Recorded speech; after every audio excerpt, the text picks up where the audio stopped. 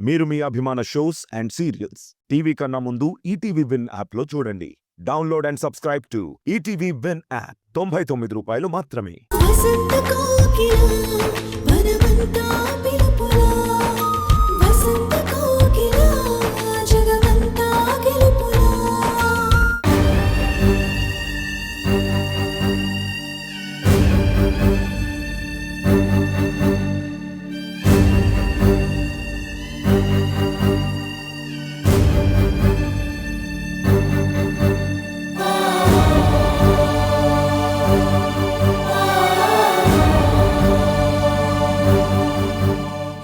స్వామి, ఏ నేరం చేయని నా భర్తకి శిక్ష పడకుండా నువ్వే కాపాడాలి.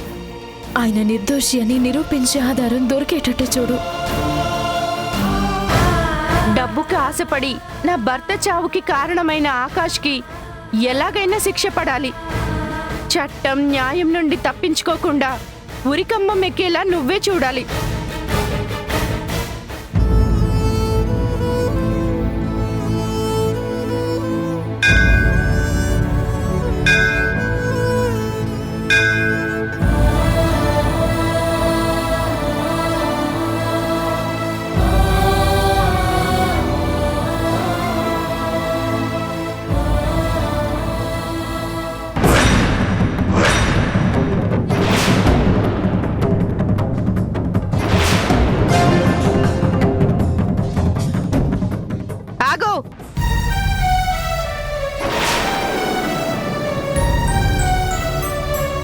చేసిన పాపాలు దేవుడికి చెప్పుకుంటే పరిహారం దొరుకుతుందనుకుంటున్నావా? లేక పతిభిక్ష పెట్టమని దేవుణ్ణి అడుక్కుంటున్నావా? కళ్ళున్న మనుషులకి నిజం తెలియకపోయినా పైనున్న దేవుడు అన్నీ చూస్తాడు. ఎవరికి భిక్ష పెట్టాలో, ఎవరిని శిక్షించాలో మనం చెప్పనక్కర్లేదు. నేను చెప్పేది కూడా అదే. ఆధారాలు ఉన్నా కూడా చట్టం చేతుల్లో నుండి తప్పించుకోవాలని చూస్తున్న హంతకుల్ని, నరరూప రాక్షసుల్ని ఆ దేవుడు వదిలిపెట్టాడు. ఉన్న ఆధారాలు, దాన్ని సృష్టించిన మనుషులు ఒక అబద్ధాన్ని నిజం చేయాలని విశ్వ ప్రయత్నాలు చేస్తున్నారు. నా భర్త నిరపరాధిగా బయటకొస్తాడు. అసలు హంతకుడు శిక్ష అనుభవిస్తాడు. శిక్ష అనుభవించే హంతకుడు నీ భర్త అని ఒప్పుకోలేకపోతున్నావా? చెప్పలేకపోతున్నావా? కాదు, మీరు నమ్ముతున్నది నిజం కాదని చెప్తున్నాను. నమ్మాల్సింది, నమ్మించాల్సింది నువ్వు నేను కాదు, కోర్టు. నా పసుపు కుంకాలు చెరిపేసిన వాడు నాశనం అయిపోతాడు. నెక్స్ట్ వాయిదాలో నేరం నిరూపించబడ్డం ఖాయం. ఉరి శిక్ష పడ్డం నిజం. నువ్వు నమ్మిందే నిజం కాదు. నా భర్త నిర్దోషి అని నా అంతరాత్మకి, గుడిలో ఉన్న భగవంతుడికి తెలుసు. సంధ్య, నువ్వు మొక్కుకున్న దేవుణ్ణే నేను మొక్కుకున్నాను. ఎన్ని దండాలు పెట్టినా నీ మెడలో పసుపు తాడు నిలబడేది ఇంకొద్ది రోజులే.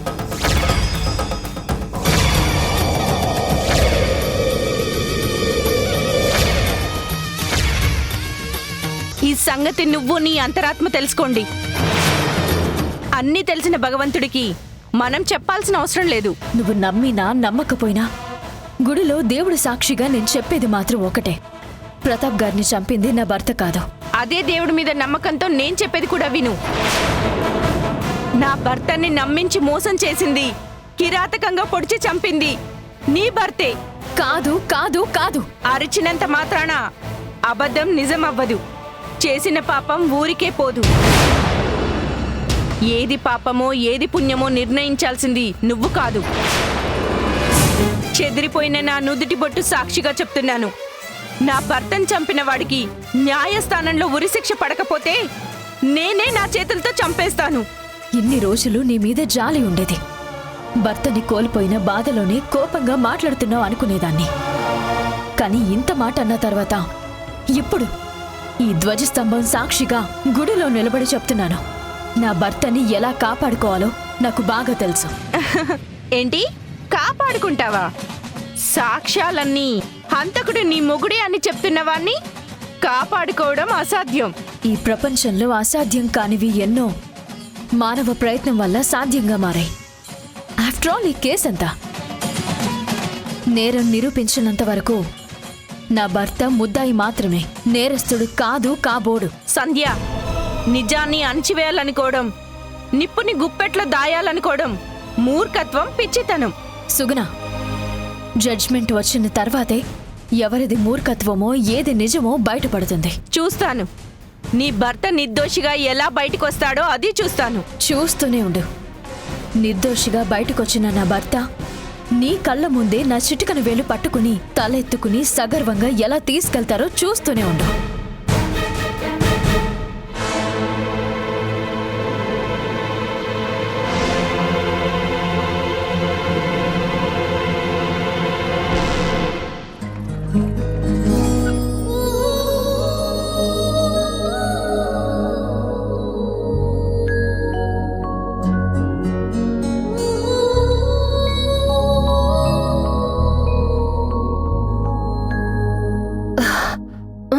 ఏంటి పండు, వాకింగా?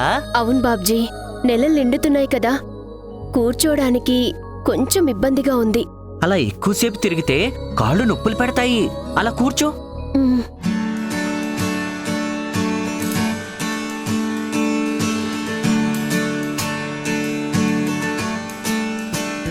నువ్వు తాగటానికి గోరువెచ్చని నీళ్లు తీసుకొచ్చాను. ఈ టాబ్లెట్స్ డైనింగ్ టేబుల్ మీద మర్చిపోయావు. ఇంకేమన్నా కావాలంటే ఫోన్ చేయి, చిటికలో వచ్చేస్తాను. మ్, ఆ, బాబ్జీ, హ్మ్? నీకొక విషయం చెప్పడం మర్చిపోయాను. ఏంటిది? పుట్టబోయే బిడ్డకి పేరు పెట్టమంటే నువ్వు ఓవర్ యాక్షన్ చేశావు, కానీ దివ్య మాత్రం కొన్ని బ్యూటిఫుల్ నేమ్స్ సెలెక్ట్ చేసి లిస్ట్ ఇచ్చింది. ఆ పేర్లు ఎంత బాగున్నాయో. నువ్వు పేర్లు గురించి మురిసిపోతున్నావు. నాకేమో ఫ్యూచర్ తలుచుకుంటే తడిసిపోతుంది. తొందరగా నీకు బిడ్డ పుట్టేసి దివ్యకి నిజం తెలిసేలోపు ఇక్కడి నుంచి నువ్వు వెళ్ళిపోతే చాలు పండు.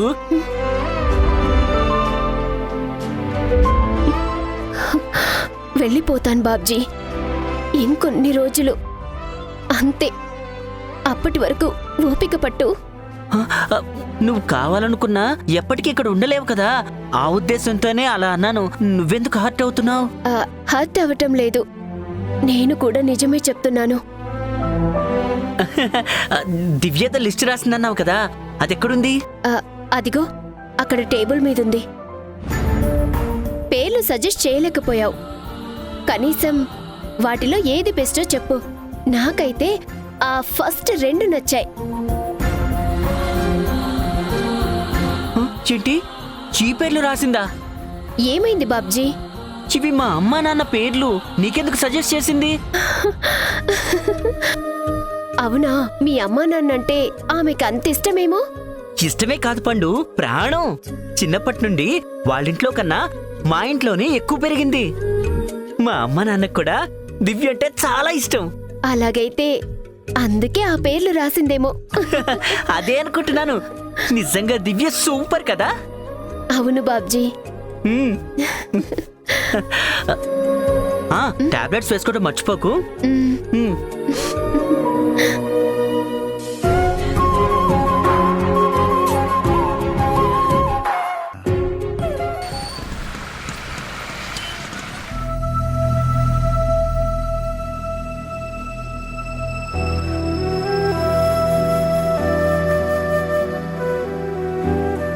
వదినా, ఈ ఇంటికి ఎప్పుడు వచ్చినా సీతారాముల్లాంటి అన్నావదినలు ఉంటారు. వాళ్ళతో నవ్వుతూ మాట్లాడితే మనసులోని టెన్షన్లన్నీ పోయి ప్రశాంతంగా ఉంటుందని ఎప్పుడు అనుకునేవాణ్ణి. అలాంటిది అన్నయ్యను అరెస్ట్ చేసి నువ్వు అశోకవనంలో సీతల కన్నీళ్లు పెట్టడానికి నేనే కారణమయ్యాను వదిన. వర్క్లో సిన్సియర్గా ఉండడం కూడా మంచిది కాదు వదిన. అన్నయ్య ఏ నేరం చేయలేదని తెలిసి కూడా సంఖ్యలు వేసి తీసుకెళ్లాల్సి వచ్చింది. అదే బాధ్యత కన్నా బంధాలే ఎక్కువని ఫీల్ అయితే ఈరోజు అన్నయ్య ఇంట్లోనే ఉండేవాడు. లేదు విక్రమ్, నువ్వు నమ్మిన చట్టం, ఆ దేవుడి మీద నా నమ్మకం ఖచ్చితంగా న్యాయాన్ని గెలిపిస్తుంది. నిజంగా నువ్వు అరెస్ట్ చేయకుండా ఫేవర్ చేసినట్టయితే ప్రతాప్ కుటుంబం మీ అన్నయ్య మీద పగబట్టి ప్రాణాలు తీయడానికి కూడా వెనకాడేవారు కాదు. ఈరోజు గుడిలో సుగుణ కనిపించి కోపంగా అదే మాట చెప్పింది. ఆకాష్ ని హత్య చేయలేదని దేవుడు సాక్షిగా చెప్పినా కూడా ఆవిడ నమ్మడం లేదు. నువ్వు అరెస్టు చేయడం వల్లే నిజాన్ని నిరూపించే అవకాశం దక్కింది. అవకాశం ఉన్నా అదృష్టం మాత్రం మన వైపు లేదు వదినా. ఎన్ని రకాలుగా ప్రయత్నించినా, ఎంత ఇన్వెస్టిగేషన్ చేసినా ప్రతాప్ను చంపింది ఎవరో తెలియటం లేదు. ప్రతాప్ శత్రువులందరినీ విచారించాను, అయినా కూడా ఫలితం లేదు. నువ్వు చెప్పినట్టు సూర్య తప్ప వేరే అనుమానితులే కనిపించడం లేదు వదినా. కానీ సూర్య హంతకుడు కాదని మీ అన్నయ్యతో పాటు లాయర్ కూడా చెప్తున్నారు విక్రమ్. ఏంటి, లాయర్ కూడా? అవును విక్రమ్, సూర్య మీద అనుమానంగా ఉందని లాయర్కి చెప్తే ఆయన వెళ్ళి మాట్లాడారు.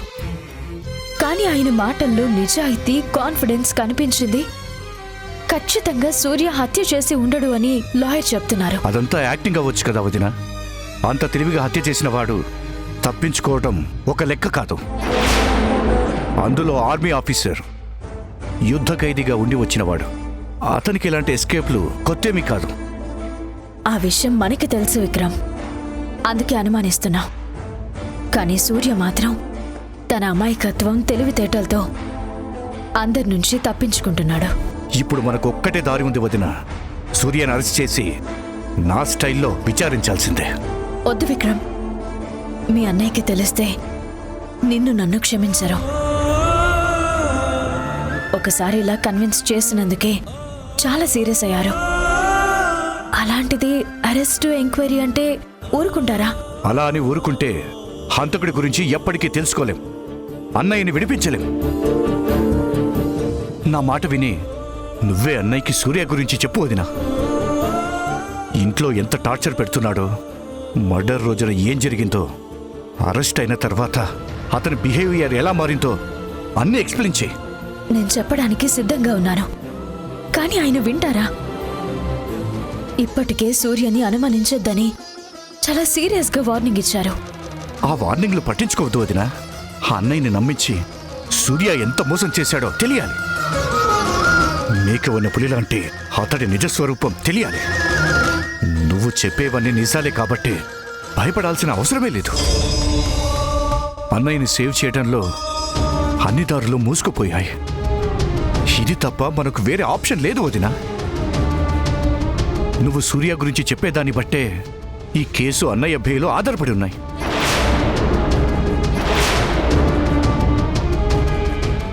సరే విక్రమ్, ఇప్పుడే వెళ్ళి మీ అన్నయ్యతో మాట్లాడదాం. థ్యాంక్స్ వదినా, పద వెళ్దాం.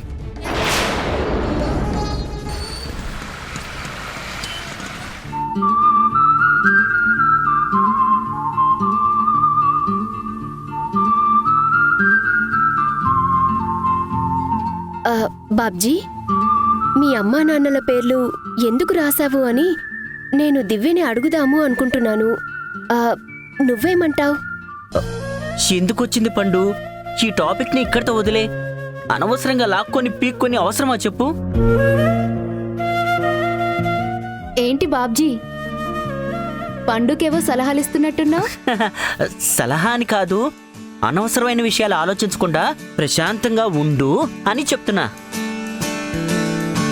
దివ్య, నీకు కూడా జ్యూస్ తెమ్మంటావా?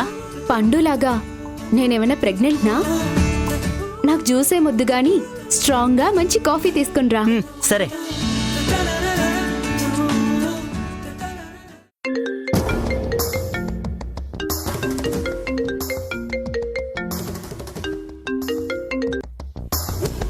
Hello sir.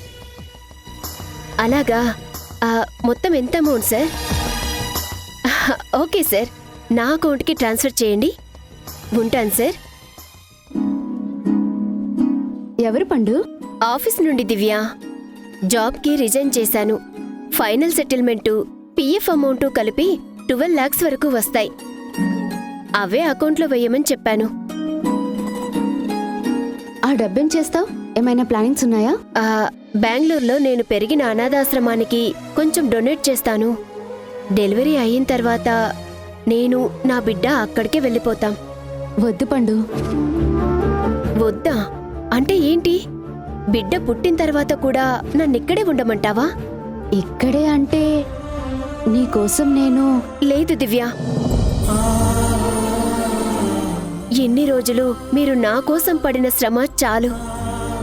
ఎంతకు మించి మీ మీద ఆధారపడటం నాకిష్టం లేదు. నువ్వెన్ని చెప్పినా సరే ఇక్కడుండడానికి నేను ఒప్పుకోను. నేనేం చెప్పను. చెప్పినా నువ్వు ఒప్పుకోవని నాకు తెలుసు.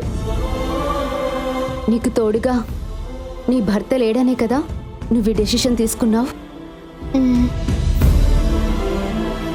నీకు తెలియని నిజం ఏంటంటే ఆ టైంకి బిడ్డకి తండ్రి నీ దగ్గరికే వస్తాడు. ప్రేమగా బేబీని చేతిలోకి తీసుకొని ముద్దు పెడతాడు.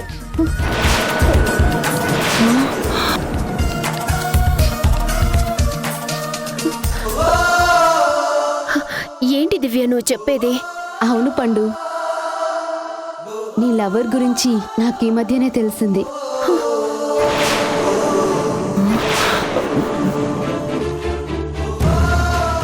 అతను అమాయకుడు, మంచివాడని చెప్తే మొదట నేను నమ్మలేదు, కానీ అది నిజమే.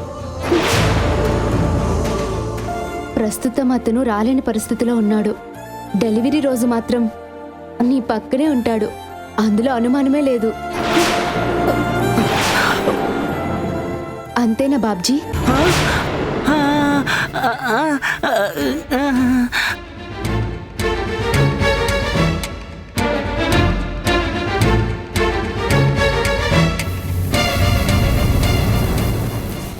తాగు పండు, నేను ఫ్రెష్ అప్ అయి వస్తాను.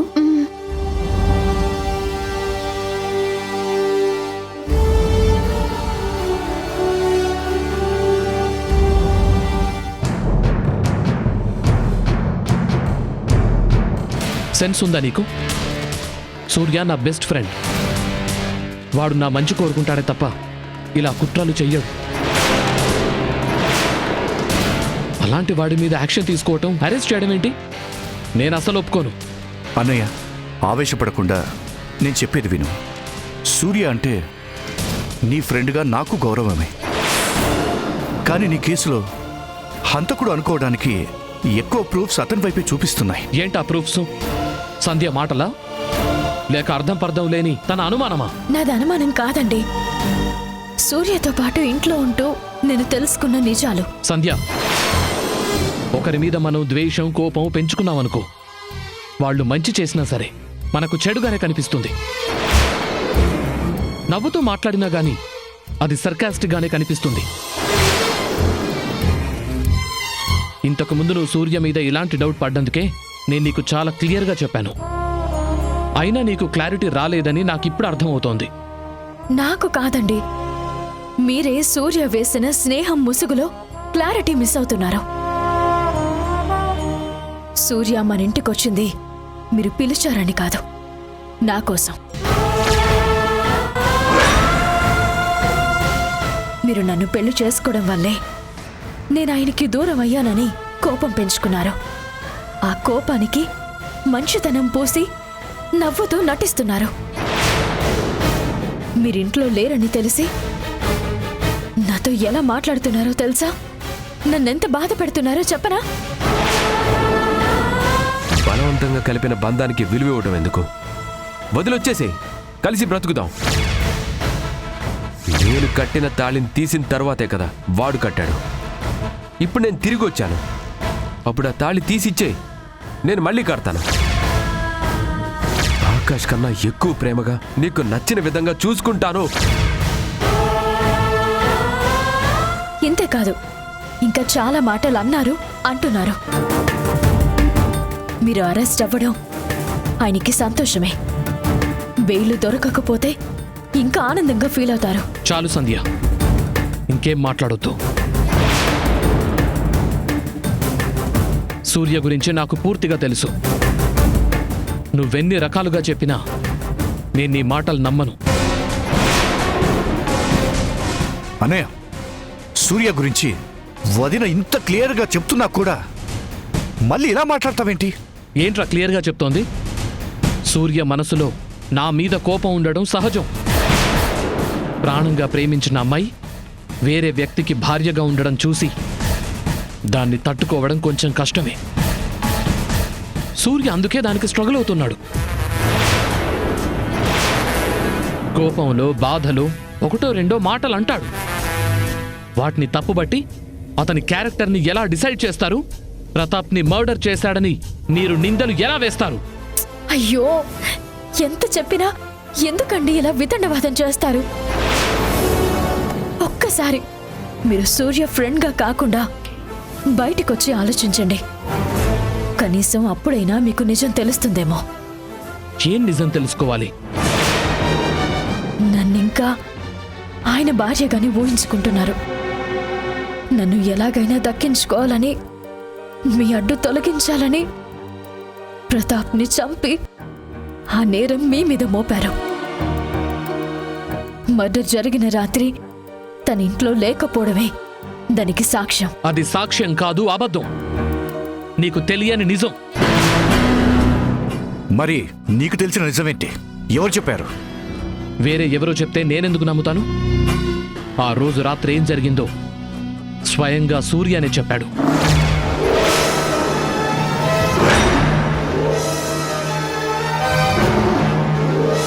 మా లాడ్జ్లో ఒక రియల్ ఎస్టేట్ మనిషిని మర్డర్ చేశారు కదా, వాడి చావుతో నా సూడు తిరిగిందిరా.